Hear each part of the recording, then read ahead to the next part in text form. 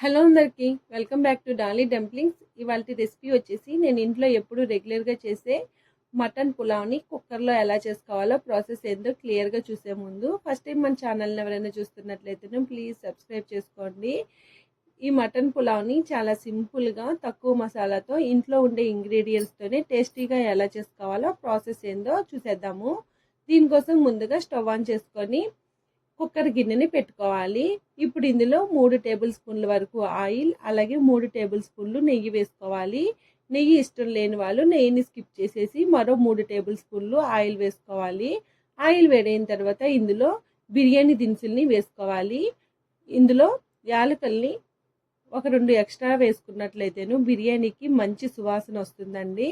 ఈ బిర్యానీ దినుసుల్ని ఒక సెకండ్ పాటు ఫ్రై చేసుకున్న తర్వాత ఇందులో 5-6 కారం గల పచ్చిమిర్చిని సన్నగా పొడవుగా కట్ చేసుకొని 1 నిమిషం పాటు ఈ పచ్చిమిర్చిని ఫ్రై చేసుకోవాలి.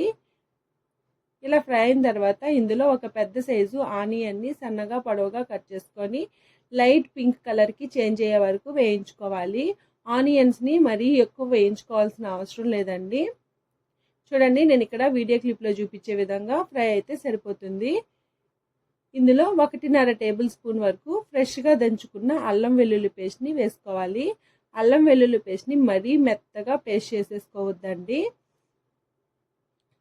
అల్లం వెల్లుల్లి పేస్ట్లో నుంచి పచ్చివాసన పోయి లైట్ గోల్డెన్ బ్రౌన్ కలర్కి చేంజ్ అయ్యే వరకు మధ్యలో మిక్స్ చేసుకుంటూ ఫ్రై చేసుకోవాలి. మీరు అలాగే వదిలేసారంటే అడుగు పట్టేస్తుంది.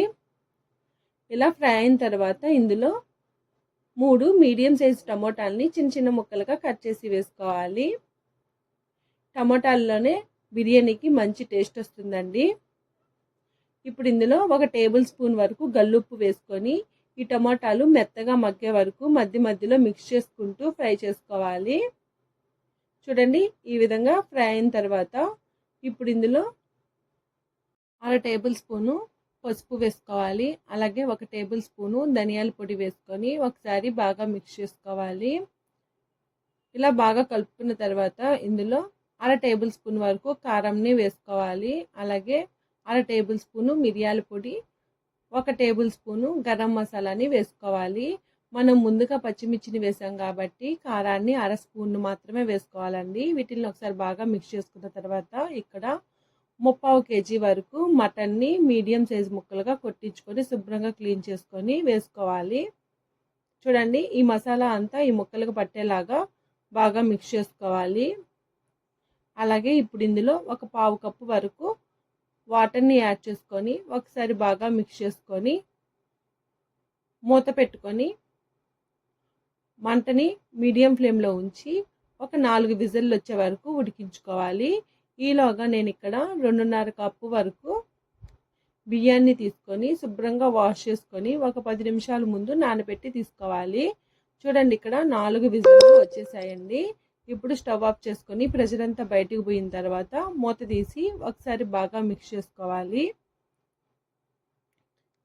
ఇలా ఉడికించుకోవడం వల్ల మటన్ అనేది 70% కుక్ అయిపోతుందండి.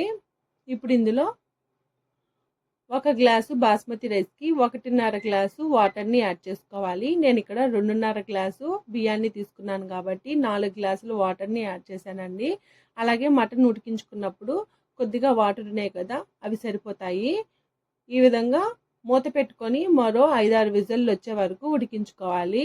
మటన్ని ఎంత సాఫ్ట్గా ఉడుకుతుందో అప్పటి వరకు విజిల్ పెట్టి ఉడికించుకోవాలండి. ఇక్కడ నేను తీసుకున్న మీటు కాస్త ఉడకడానికి టైం పట్టిందండి. చూడండి, ఇక్కడైతే నాకు పర్ఫెక్ట్గా మటన్ ముక్క అనేది ఉడికిపోయింది. ఇప్పుడు ఇందులో మనం ముందుగా నానబెట్టుకున్న బియ్యాన్ని వాటర్ని అంతా వంపేసి వడగట్టి వేసుకోవాలి. వాటర్ ఏమీ లేకుండా వేసుకోవాలండి, లేదంటే ఈ రైస్ అనేది ముద్దయిపోతుంది. అలాగే సాల్ట్ సరిపోయిందో లేదో చెక్ చేసుకొని సాల్ట్ని అడ్జస్ట్ చేసుకోవాలి. ఇందులో కాస్త కొత్తిమీరని సన్నగా కట్ చేసి వేసుకోవాలి. అలాగే పుదీనాను కూడా వేసుకోవాలండి. వీటిని ఒకసారి బాగా మిక్స్ చేసుకొని మూత పెట్టుకొని మంటని మీడియం ఫ్లేమ్లో ఉంచి 2 విజిల్ వరకు వచ్చిన తర్వాత స్టవ్ ఆఫ్ చేసేసి మూతని అలాగే ఉంచేసి ఒక 10 నిమిషాల తర్వాత ప్రెషర్ అంతా బయటకు పోయిన తర్వాత మూత తీసి చూడండి, నేను వీడియో క్లిప్లో చూపించే విధంగా కింద నుంచి పైకి నెమ్మదిగా మిక్స్ చేసుకోవాలి. అంతేనండి. ఇది చల్లారిన తర్వాత ఈ రైస్ అనేది బాగా పొడి పొడిగా అయిపోతుంది. అంతేనండి, స్టవ్ ఆఫ్ చేసుకొని వేడివేడిగా సర్వ్ చేసుకోవడమే. చూసారు కదా కుక్కర్లో మటన్ పులావ్ని ఎలా చేసుకోవాలో. ఈ వీడియో మీకు నచ్చితే లైక్ చేయండి, షేర్ చేయండి. ఈ రెసిపీ మీరు ట్రై చేస్తే మీకు ఎలా కుదిరిందో కామెంట్ చేయండి. థ్యాంక్